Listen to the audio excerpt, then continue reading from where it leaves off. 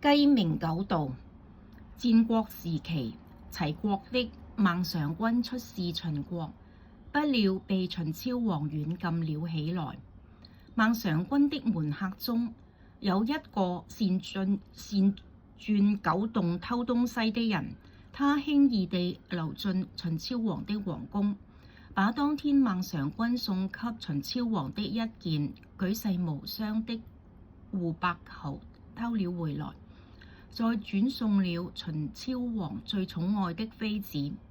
妃子十分高興，想方設法說服了秦昭王，讓他答應2天後釋放孟嘗君回齊國。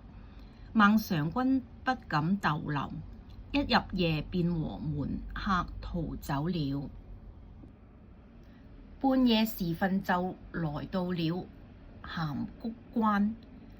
按秦國法規，守衛兵要在聽到雞叫聲後才可開城門，而此時離天鳴雞叫還早着呢。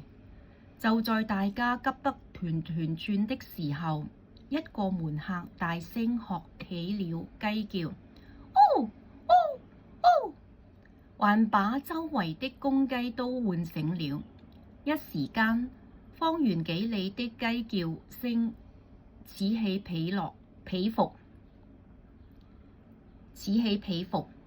守衛兵聽到雞叫聲，以為天亮了，於是就打開關門，放他們出去了。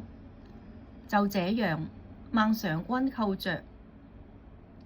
着雞鳴狗盜之事逃回了齊國。